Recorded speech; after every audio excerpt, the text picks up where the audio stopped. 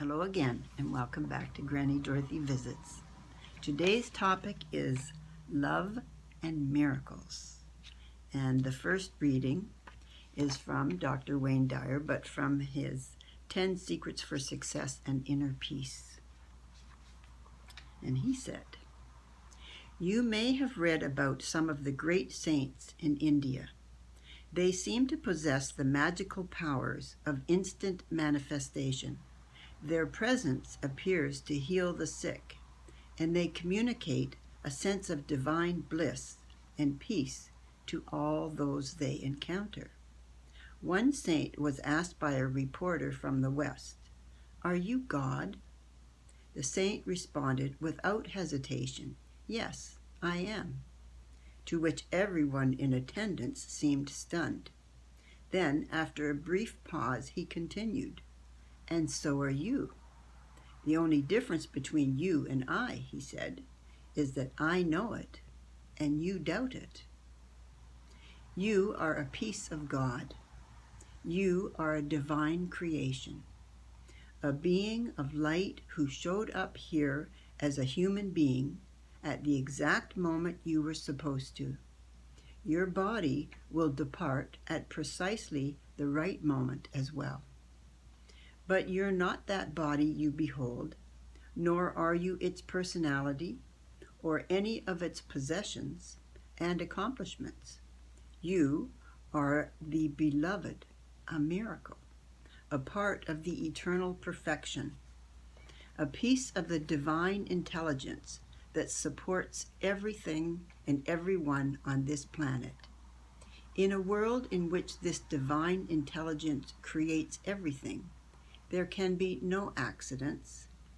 Every time you experience fear, self-rejection, anxiety, guilt, or hate, you're denying your divinity and succumbing to the influences of that insidious ego mind that has convinced you of your disconnection to God."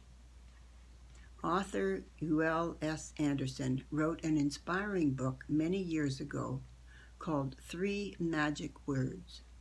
Mr. Anderson writes about the ability to become a miracle worker and to live up to the ideal of the promise made by Jesus Christ, who said, "Even the least among you can do all that I have done, and even greater things."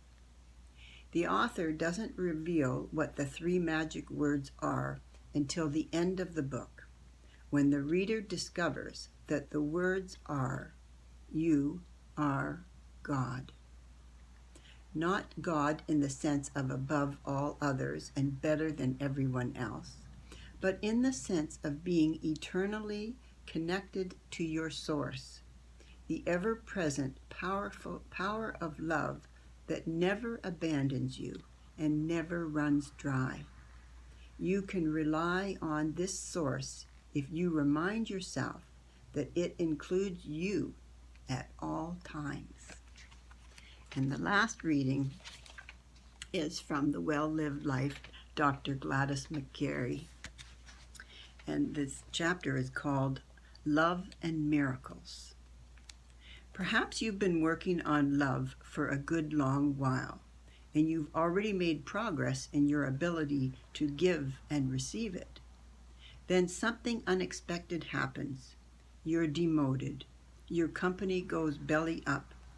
A relationship crumbles, or someone gets sick. Part of using love as medicine means searching for love, even, or perhaps especially, in those dark times. Here is a scenario I have seen many times over as a doctor. A patient's health gets out of balance. He or she locks up in fear. Then he or she turns away from his or her physical body by disconnecting from it and making it into an enemy. This is especially true when we feel as though our body has betrayed or is about to betray us. One of my patients, Carolyn, had been struggling to get pregnant. Conception didn't come easily to her. carrying a pregnancy to term even less. Despite our best efforts to help her have a baby, she suffered 5 miscarriages, all of which occurred around the same point in gestation. She became pregnant for a 6th time and was cautiously optimistic.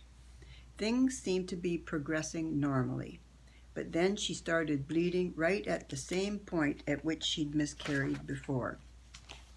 She called me in a panic. Her fear was strong and she didn't know what to do. "I'm just certain I'm going to lose this baby," she sobbed. "I feel so helpless, as if there's nothing I can do to stop it." I didn't know whether I could help her save her baby, but I felt certain that if she couldn't decrease her fear, she needed to increase her love. "What your baby needs most right now is your love," I told her.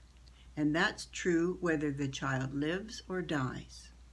Of course, I couldn't tell Carolyn not to be afraid. She was naturally terrified. But I could bring her focus back to love. I told her to put a castor oil pack onto her abdomen and have a conversation with her baby's soul, telling it how much she wanted to bring it into the world and pleading with it to stay. "Talk to your child," I said. "You're in this one together."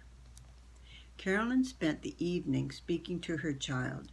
She explained why she and her husband wanted to have a baby and how much they already loved the body that was forming in her womb.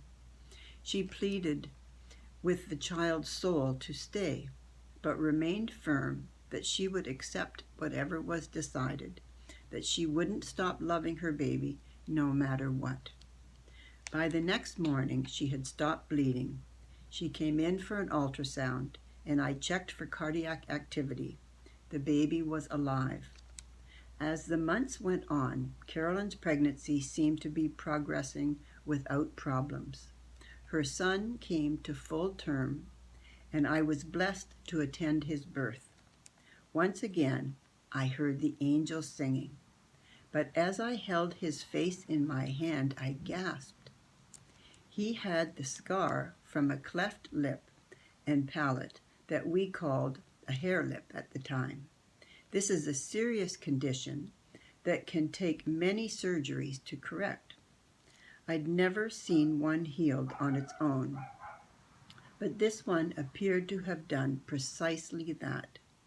I smiled down at Carolyn, remembering the night she'd conversed with her child. "The great surgeon was at work," I exclaimed, handing her a perfect baby boy. Later, I went back and looked up the stages of fetal development to refresh my memory.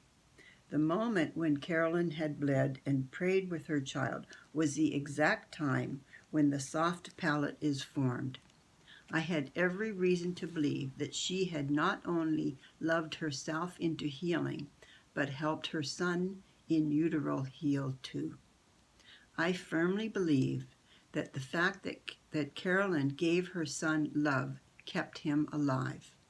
She did so by turning away from the darkness of her fear, despite the high stakes, and reconnecting with the strongest light available to her, in this case, the love she had for her child.